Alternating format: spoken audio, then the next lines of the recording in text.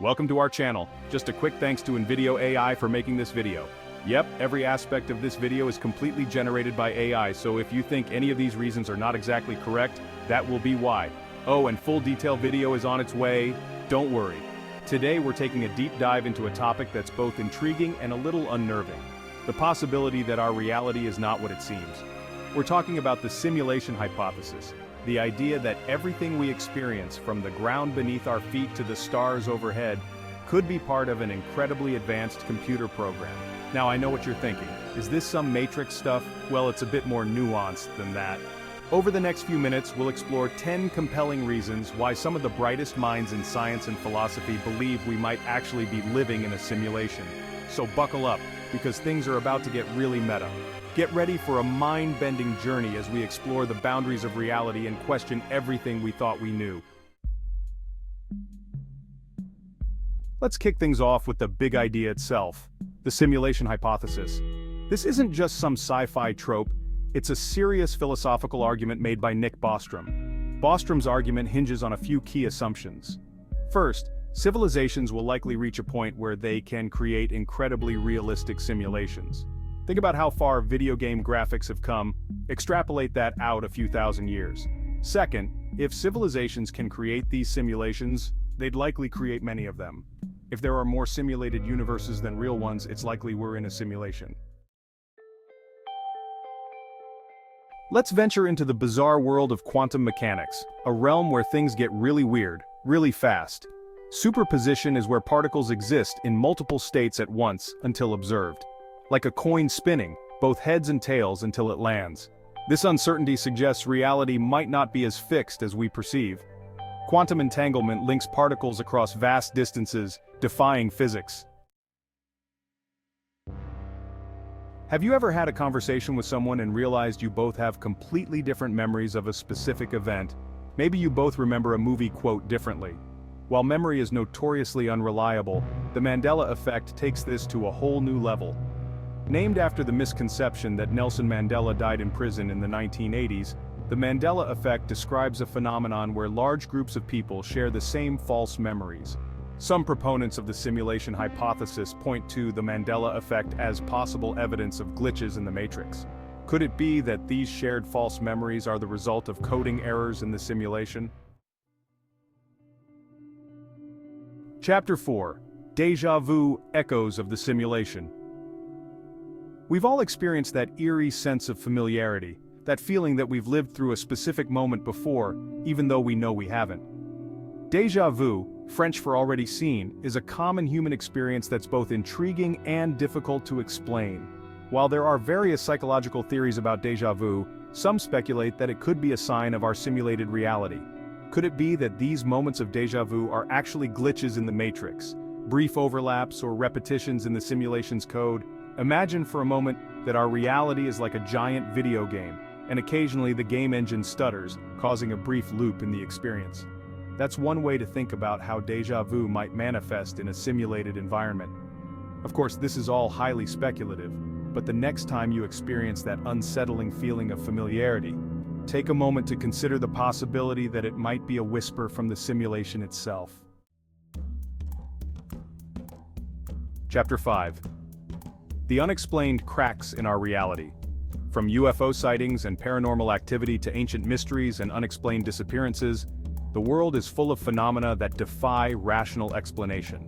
While many of these events can likely be attributed to hoaxes, misinterpretations, or natural phenomena we don't yet fully understand, some remain stubbornly unexplained, leaving us to wonder if there's more to our reality than meets the eye. Could it be that some of these unexplained phenomena are actually evidence of the simulation we're living in? Imagine, for example, that ghosts are actually digital artifacts, remnants of code from previous iterations of the simulation, or perhaps UFOs are simply glimpses of the beings or technologies responsible for running our simulated reality. I know this might sound far-fetched, but the point is that a simulated reality could potentially allow for a wider range of possibilities than we might otherwise consider. If our reality is ultimately governed by lines of code, then the limits of what's possible are defined not by the laws of physics as we understand them, but by the imagination of the programmers who created our simulated world. Chapter 6. The Mathematical Universe. Reality by Design. One of the most profound discoveries in the history of science is that the universe can be described with astonishing precision using mathematical equations. From the orbits of planets to the behavior of subatomic particles, mathematics seems to be the language of reality. But what if this elegant mathematical framework isn't just a tool for describing the universe? What if it's the blueprint upon which the universe itself is built? This is the central idea behind the mathematical universe hypothesis, which suggests that reality is fundamentally mathematical in nature. Now, if the universe is essentially a giant mathematical structure, it's not a huge leap to imagine that this structure could be represented in the form of computer code. In fact, some physicists believe that the universe might be indistinguishable from a giant quantum computer, processing information and generating reality as we know it. So, the next time you're marveling at the intricate beauty of a flower or the vastness of the cosmos, remember that you might be witnessing the elegant execution of a cosmic algorithm. Chapter 7. Perhaps the most perplexing mystery of all is the nature of consciousness itself. How does a collection of cells and electrical impulses give rise to subjective experience, to the feeling of being alive and aware? Despite decades of research, consciousness remains one of the biggest unsolved problems in science. Some philosophers and scientists believe that the simulation hypothesis might offer a new perspective on this age-old question. Could it be that our consciousness is not a product of our biological brains but is instead a simulated phenomenon, generated by the same code that underpins our simulated reality?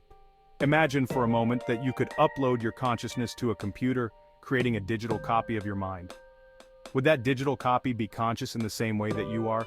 If so, what does that say about the nature of consciousness itself?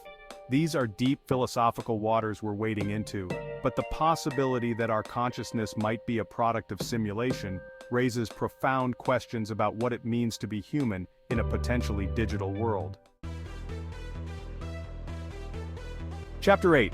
Let's shift gears for a moment and talk about something a little closer to home: the rapid pace of technological advancement. We live in an era of exponential technological progress, where computing power doubles every couple of years, and virtual reality becomes increasingly immersive. It's not hard to imagine that within a few decades, we'll have the ability to create virtual worlds that are indistinguishable from reality. In fact, some tech visionaries like Elon Musk believe that we're already living in a simulation created by a more advanced civilization. Think about it. Video games are already incredibly realistic, and they're only going to get more sophisticated. It's not inconceivable that at some point, we'll create simulations that are so advanced that the simulated beings within them become conscious and self-aware. And if we can create such simulations, isn't it possible that a more advanced civilization has already done so, and we're living in one of their creations? Chapter 9. The simulation hypothesis isn't just a scientific or technological question, it's also a deeply philosophical one. It forces us to confront fundamental questions about the nature of reality, the meaning of life, and our place in the cosmos. If we are living in a simulation, what does that say about free will? Are our choices predetermined by the code of the simulation, or do we have genuine autonomy? And what about the purpose of our existence? If we're just simulated beings, does our life have any intrinsic meaning? These are tough questions, and there are no easy answers, but the very act of asking them can lead us to a deeper understanding of ourselves and the world around us. Even if we never definitively prove or disprove the simulation hypothesis, exploring these philosophical implications can be an enriching and thought-provoking exercise. Chapter 10. So far, we've explored a lot of compelling reasons why we might be living in a simulation, but is there any way to actually test this hypothesis?